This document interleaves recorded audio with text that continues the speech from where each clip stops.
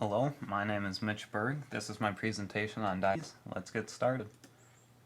Diabetes may seem like a harmless disease, but it is quickly becoming a pandemic that is consuming our nation. Some standards I will cover in this presentation. I will compare and contrast the effects that nutrition has on the quality of life, and students will demonstrate the ability to practice health-enhancing behaviors and avoid or reduce health risks. A brief overview. I will go over type 1 and type 2 diabetes. There's a third type called gestational diabetes that I will not cover in this project. I'll also go over the effects of diabetes and how to live with diabetes, and I'll give you some diabetes statistics and some community resources. Type 1 diabetes. Type 1 diabetes is when the pancreas quits making insulin. Insulin is key in the absorption of glucose in your body's cells, which provide energy for your cells to do whatever tasks they need to.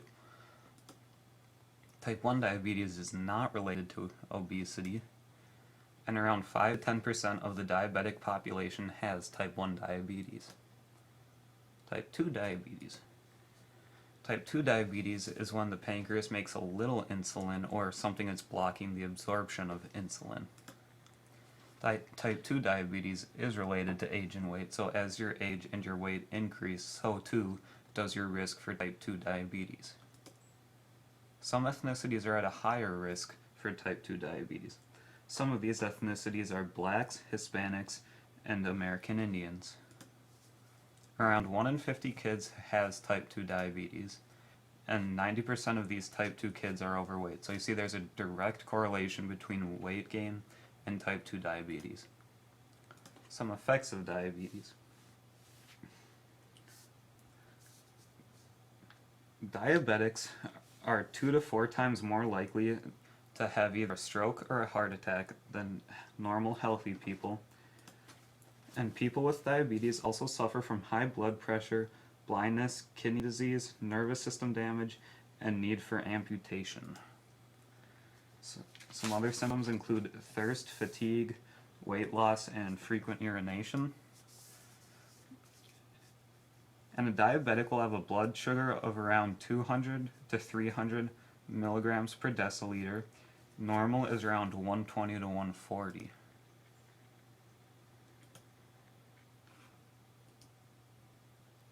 Living with diabetes.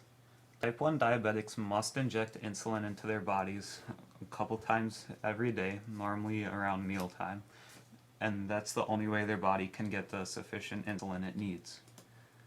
There is oral medication available for type 2 diabetics. The reason why there's no medication for type 1 diabetics is because the medication needs the body to produce a little insulin by itself. There's also kidney and pancreas transplants, except for these are done very rarely, and normally if one of them is going to be removed, they'll replace both of them for diabetics. There's also islet cell transplantations. The islet cells from a recently deceased person are transferred into a patient's liver where they produce insulin. Key note is they're put into the patient's liver, not the pancreas, where normally insulin is produced. But this is done very rarely because many donors are needed to obtain enough islet cells just for one transplant. Some statistics. Around 25.8 million citizens in the U.S. have diabetes, and in 2012, diabetes cost the U.S. government $245 billion and resulted in 231,004 deaths. And this is a low estimate because many times diabetes death, even if it played a minor role.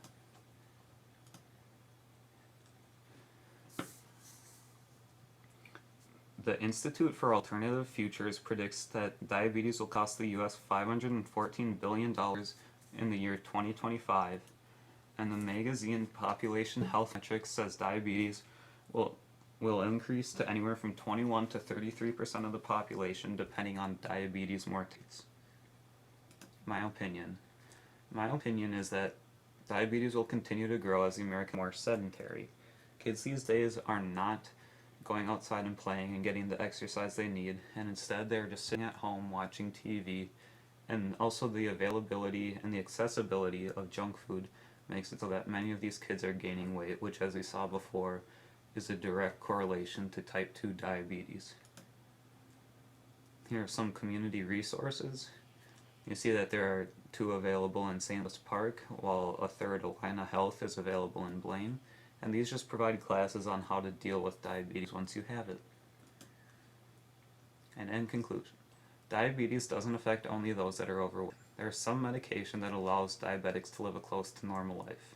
If you consider taking multiple pills every morning a normal life, then I suppose that'd be fine for you.